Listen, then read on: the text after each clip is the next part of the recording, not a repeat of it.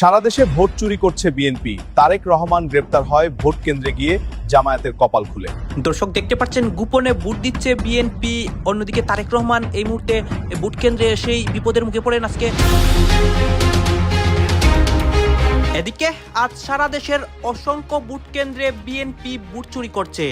তারেক রহমান বিপদের মুখে পড়ে এই অপরাধে সেনাবাহিনীর অভিযানে অসংখ্য বিএনপি নেতাকর্মী আহত, অন্যদিকে জামাতের কপাল খুলে। ভোট কেন্দ্রে ঢোকার পরে আপনার এই ব্লাড টেবিলে গেছে, টেবিলে যাওয়ার পরে স্লিপ মিলানোর পরে আপনার ভোট হয়ে গেছে। কে বলছে? বলতেছে যারা ভোট করতে লিস্ট করতেছে আর কি। আমাদের যেন একটা ফ্রি, ফেয়ার এবং ক্রেডিবল ইলেকশন হয়, এই জন্য আমি সবার কাছে যাব এবং আল্লাহ দিলে একটা ফ্রি, ফেয়ার এবং ক্রেডিবল ইলেকশন হবে। স্যার এবারও কিন্তু স্যার উত্তরাতে আমরা দেখেছি যে ভোট একজনের ভোট আরেকজন দিয়ে দিচ্ছে। কোথায়? উত্তরাতে স্যার। বাংলাদেশ প্রতিদিনে এবার স্যার আজকে মানুষ আজকে তাদের অধিকার প্রয়োগ করবেন এবং একটি গণতান্ত্রিক বাংলাদেশের সূচনা করবেন। ভয়ভীতিটা চলছে।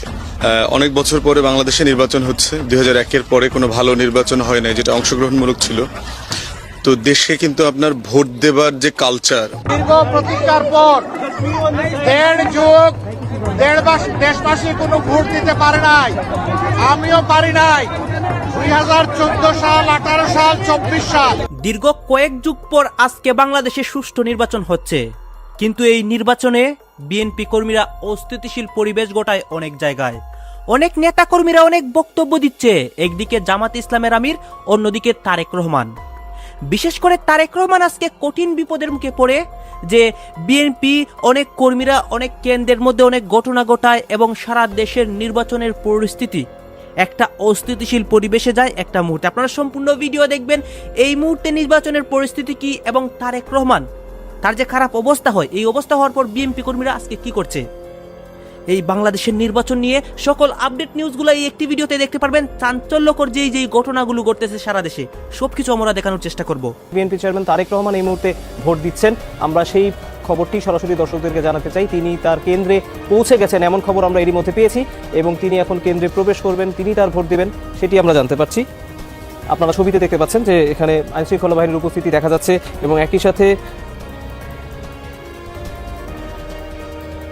তারেক রহমান, আপনারা জানেন, গুলশান ঢাকা 17 আসনে এবারে নির্বাচনে প্রতিদ্বন্দ্বিতা করছেন এবং তিনি এবার ভোট দিবেন গুলশানে। এবং আমি দেখতে পাচ্ছি তিনি তার পরিবারের সদস্য অর্থাৎ তার স্ত্রী ডাক্তার জুবাইদা রহমান এবং তার মেয়ে জাইমা রহমান, তাদেরকে নিয়েই তিনি এই মুহূর্তে ভোট কেন্দ্রে প্রবেশ করছেন। আমরা দেখতে পাচ্ছি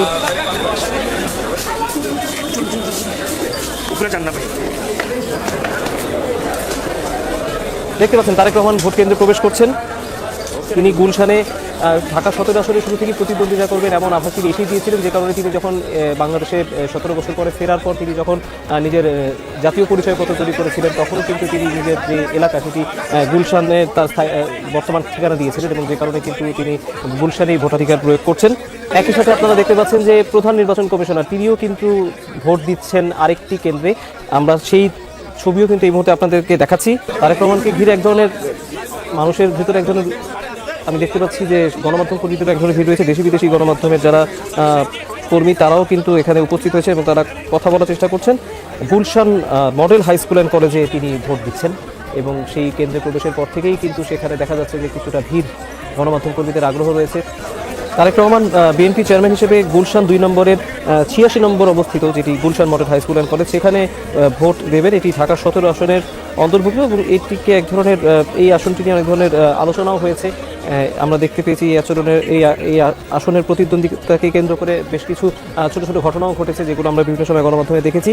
এবং তারেক রহমান কিন্তু শুধুমাত্র যে ঢাকা 17 আসন থেকে প্রতিদ্বন্দ্বিতা করছেন জিনিসটি তেমন না, এটি তার বর্তমান ঠিকানার কারণে তিনি এখানে ভোট দিচ্ছেন। কিন্তু একই সাথে কিন্তু তার পৈতৃক নিবাস যেটি বগুড়া 6 আসন, সেখান থেকেও তিনি ধানের শীষের প্রতীকে কিন্তু প্রতিদ্বন্দ্বিতা করছেন এবং সেই ধারাবাহিকতায় আজকে তিনি সকালেই ভোট দেবেন। প্রার্থীরা যেভাবে বিভিন্ন সময় ভোট দিচ্ছে সেটি গণমাধ্যম কর্মীরা যেহেতু আগে থেকেই জেনেছিলেন, সেই হিসাবে কিন্তু আজকে আমরা দেখতে পাচ্ছি যে গণমাধ্যম কর্মীদের বেশ ভিড় লক্ষ্য করা যাচ্ছে। তিনি ভোট দেবেন, আমরা সেই দৃশ্য আপনাদেরকে সরাসরি জানাবো। এবং আপনারা জানেন যে এর আগে আমরা দেখেছি জামাতের আমির তিনিও ভোট দিয়েছিলেন, এখন তারেক রহমান ভোট দিচ্ছেন।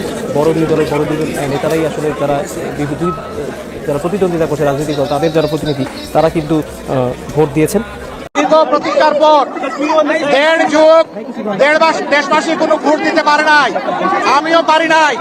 2014 সাল, 18 সাল, 24 সাল জেলেই ছিলাম, ভোট দেওয়ার সুযোগ হয় নাই। এই তিনটা ভোট হারানোর পরে আজকে আলহামদুলিল্লাহ আল্লাহ তাআলা আমাদেরকে ভোট দেওয়ার সুযোগ দিয়েছেন। আমি মহান রব্বুল আলমিনের শুকরিয়া আদায় করি। আল্লাহ তাআলা এই ভোটের মাধ্যমে বাংলাদেশে একটা নতুন অধ্যায়ের সূচনা করে দিন, সেটা দোয়া করি। আমি বিশ্বাস করি, শুধু আমি না, বিশেষ করে যুব সমাজ যারা জীবনে একটা ভোটও দিতে পারে নাই, আজকের এই ভোটটার জন্য তারা বড় অপেক্ষায় ছিল। এই ভোটটা শান্তিপূর্ণ হোক, সুষ্ঠু হোক, সন্ত্রাস মুক্ত হোক, দখল মুক্ত হোক এবং সবার কাছে গ্রহণযোগ্য হোক, এটা আমরা দোয়া করি। এই ভোটের মাধ্যমে আগামীতে এমন সরকার গঠিত হোক যেই সরকার কোনো ব্যক্তি, পরিবার, দলের হবে না, বরঞ্চ যে সরকার হবে 18 কোটি মানুষের, জনগণের সরকার। আমরা সেই সরকার গঠনের ব্যাপারে আশাবাদী, এর জন্য দোয়া করবেন। আজকে এই ভোট দিয়ে আমরা এখান থেকে শুরু করলাম, পরবর্তী পর্যায়ে অন্যান্য কেন্দ্রেও যাব, একটু দেখব। আমি আপনাদের সকলের সহযোগিতা চাই। দেশ আমাদের সকলের, এই দেশটা গড়তে হবে সকলে মিলে, হাতে হাত মিলিয়ে। মিডিয়া একটা গুরুত্বপূর্ণ ভূমিকায় থাকে, এটা জানেন যে মিডিয়া সমাজের চতুর্থ স্তম্ভ। এই চতুর্থ স্তম্ভকে আমরা দেশ গড়ার কাজে আমাদের পাশে চাই। আপনারা আশা করি আমাদের জন্য দোয়া করবেন। আপনাদের ভালোবাসার আমরা অত্যন্ত আকাঙ্ক্ষী, আমরা আকাঙ্ক্ষা করি আপনাদের ভালোবাসা পাবো।